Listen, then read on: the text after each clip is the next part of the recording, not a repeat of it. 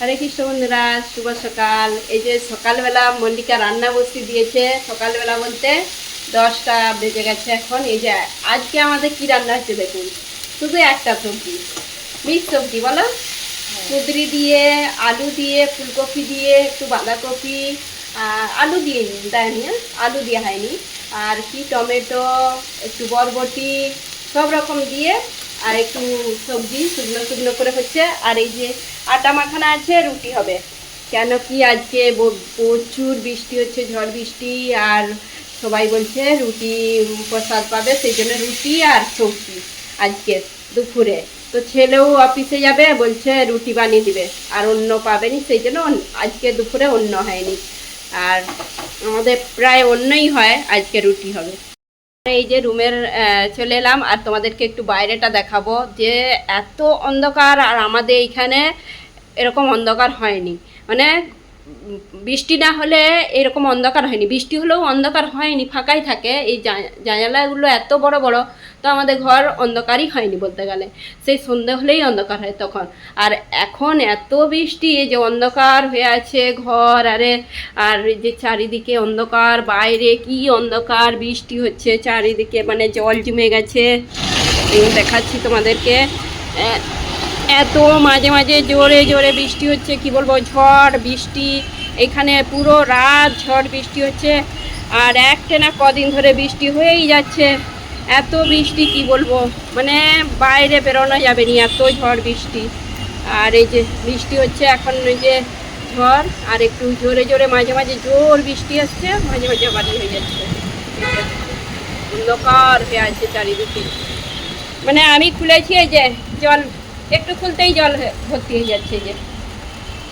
আর গাছপালা আমার সব খারাপ হয়ে গেছে, সব জলে। একটুও খোলা চলবে না, খুললেই এই যে ঝাপটা দিয়ে এত বৃষ্টি, মানে কি বলবো, প্রচুর হাওয়া দিয়ে বৃষ্টি হচ্ছে, ঝড় দিয়ে। আর এই যে জামা কাপড় শুকনো করতে হবে, এই যে এখানে সব সময় জামা কাপড় শুকনো হয়, আর বাইরে তো মিলাই যাবে নি।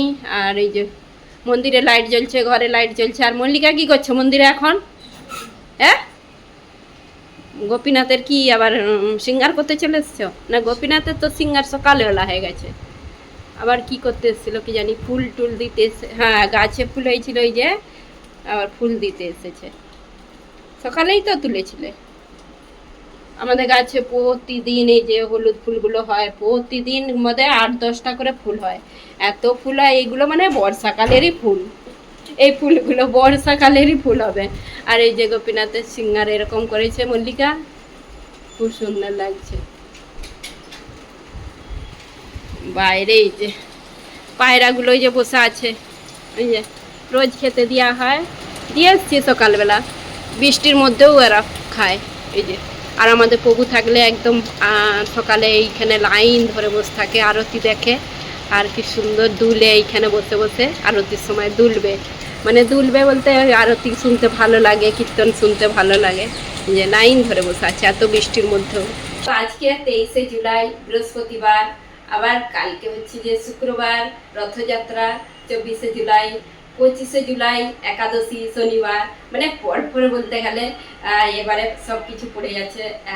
রথযাত্রা, পুনঃরথযাত্রাটা শুক্রবার কালকে, আর একাদশী শনিবারে, শয়নী একাদশী। তো আজকে হচ্ছে যে কিছু জগন্নাথ দেবের জন্য কিছু বানিয়ে নিই মিষ্টি, আর কালকে সেরকম কিছু বানাবো নি।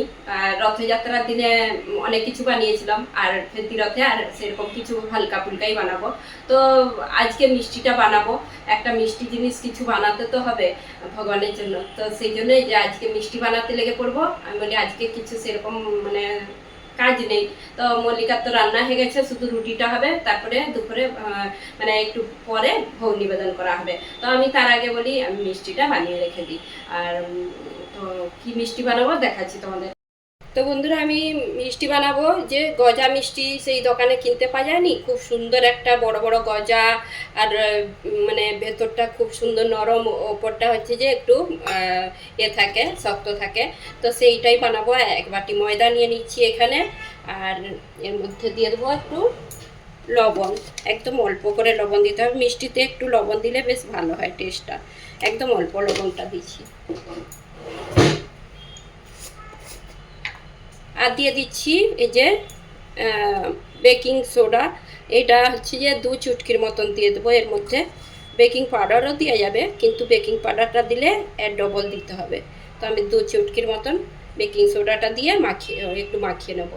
লবণ, বেকিং সোডা দিয়ে মাখিয়ে নিচ্ছি হালকা। আর এখন দিয়ে দিচ্ছি এর মধ্যে ঘি, ময়ান দেওয়ার জন্য ঘি দিয়ে দিলাম এই চামচের 3 চামচ।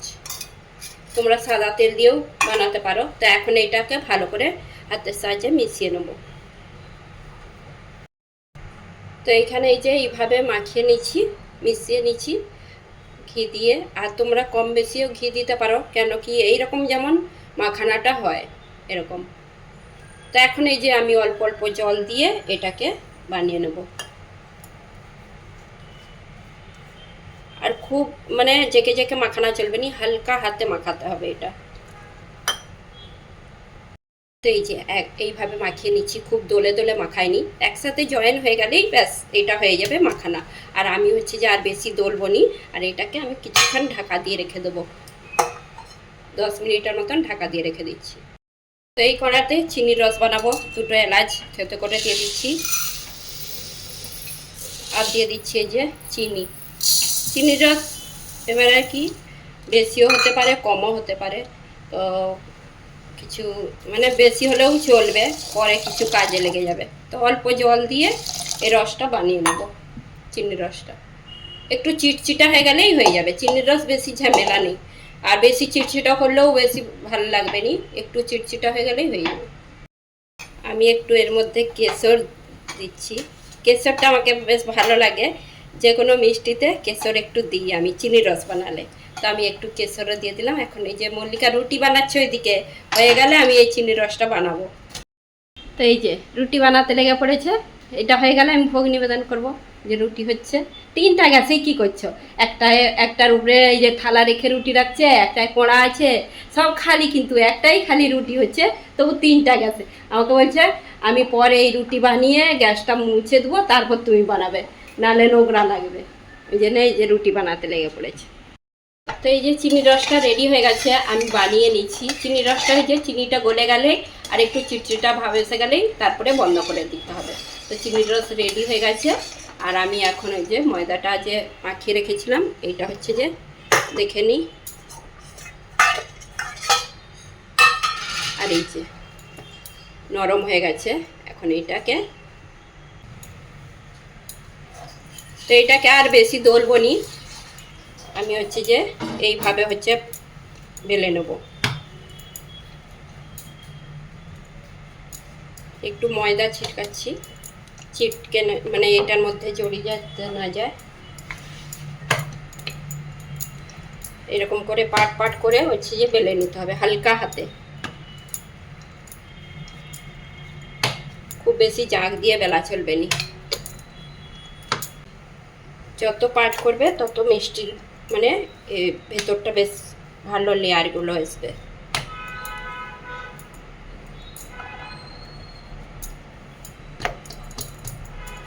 তো আমি এই যে 4-5 বার করে লেয়ার করে মানে পাট করে বেলে নিচ্ছি। আর এখন এই যে লাস্ট এবারে কাটিং করব।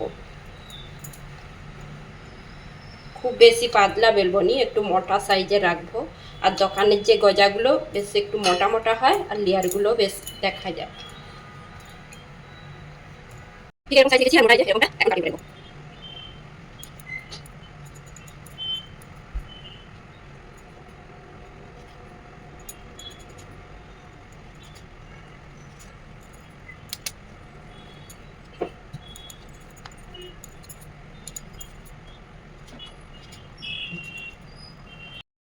তো এই যে এরকম করে বেলে নিচ্ছি, আর বেলে আর কাটিং করে নিচ্ছি। আর এইরকম পিসটা ঠিকই রেখেছি। আর এটা ভাজলে ফুলবে আর লেয়ারগুলো খুলবে। তো সবগুলো বাকিগুলো এখন কাটিং করে নেব। তো এই যে এতগুলো হচ্ছে যে কাটিং করে নিচ্ছি মিষ্টি বানানোর জন্য, গজা মিষ্টি। এখন হচ্ছে তেল বসিয়ে দিয়েছি, এখন ভেজে নেব। এই যে তেল বসিয়ে দিয়েছি, আর তেলটা খুব বেশি গরম করা চলবে না, একদম হালকা গরম থাকবে। তার মধ্যেই দিয়ে দেবো মিষ্টিগুলো, হালকা গরম থাকতে থাকতে।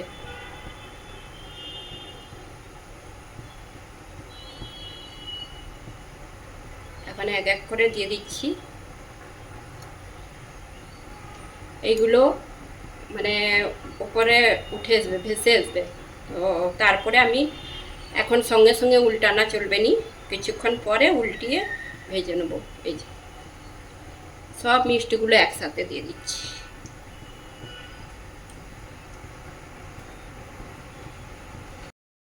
তো মিষ্টিগুলো যখন উপরের দিকে উঠে আসবে, তারপরে হচ্ছে একটু পরে গ্যাসের আঁচ একদম লো করে দেবো, নাহলে মিষ্টির ভেতর কাঁচা রয়ে যাবে, ওপরটা লাল হয়ে যাবে। তো আমি একটু পরেই একদম মিডিয়াম করে দেবো গ্যাসের আঁচটা। যে কত সুন্দর ফুলছে। এখন একদম লো করে দিয়েছি গ্যাসের আঁচ। আমি হচ্ছে যে এখন উল্টি পাল্টিয়ে এখন ভেজে নেবো।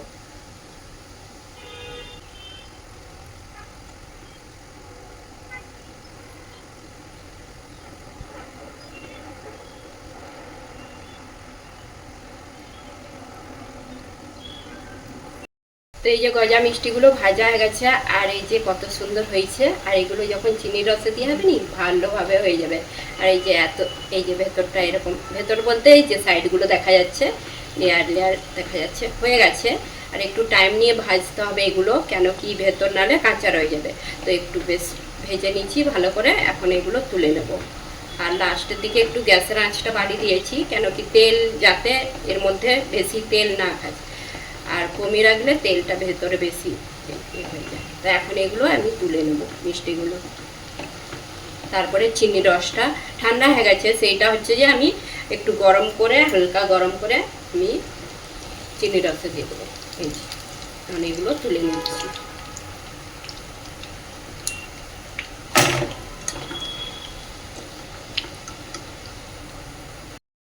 তো এই যে চিনি রসটা আবার গরম বসিয়ে দিয়েছি, আর এটা আমি হচ্ছে একটু হালকা গরম করে তারপরে মিষ্টিগুলো দিয়ে দেবো। মিষ্টিগুলো একটু গরম থাকতে থাকতেই দিতে হবে ভেতরে, তাহলে চিনি রসটা ভেতরে ঢুকবে।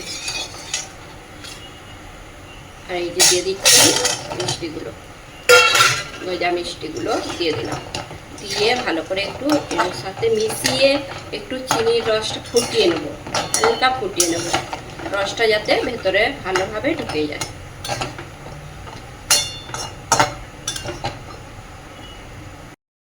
আর এই যে মিষ্টিগুলো ফুটিয়ে নিচ্ছি যে চিনি রসে, এখন আমি ঢাকা দিয়ে এটা রেখে দেবো। তারপরে বেশ ভালোভাবে রসটা আরও ভালোভাবে ঢুকে যাবে এর মধ্যে। এখন ঢাকা দিয়ে রেখে দিচ্ছি।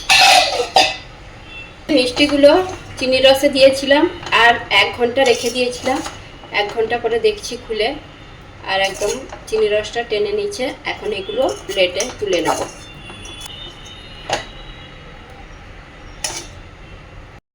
তো এই যে গজা মিষ্টিগুলো প্লেটে তুলে নিচ্ছি, আর দেখতে দারুণ লাগছে, একদম দোকানের মতন। তো তোমাদেরকে হচ্ছে দেখিয়ে দিলাম যে কিভাবে গজা মিষ্টি ঘরেতেও বানানো যাবে। আর এই যে এখন এই যে এগুলো জগন্নাথ দেবকে মানে কালকে রথযাত্রা ভোগ নিবেদন করা হবে। একদম খুব সুন্দর হয়েছে মিষ্টিগুলো, দেখতে দারুণ হয়েছে। তো আজকে আর দুপুরে ভোগ দর্শন করানো হয়নি, কেন কি রুটি সবজি হয়েছে, সেই জন্য আর ভোগ দর্শন করা হয়নি। আর হচ্ছে একদম সিম্পল রান্না হয়েছে। আর অনেক দিন মানে দুপুরে রুটি হয়নি, আমাদের অন্যই হয় বেশিরভাগ। তো যা কি করবো, আর সবাই বলছে রুটি প্রসাদ পাবে, আর অন্য করলে তো পড়েই থাকবে, সেই জন্য রুটি সবজি হয়েছে। তো ভগবানকে যেইটাই হচ্ছে যে আমরা প্রসাদ মানে আমরা যেইটাই পাই ভগবানকে, সেইটাই ভোগ নিবেদন করে পাওয়া যাবে। রুটি সবজি হয়েছে, রাতের বেলা নয় অন্য হয়ে যাবে।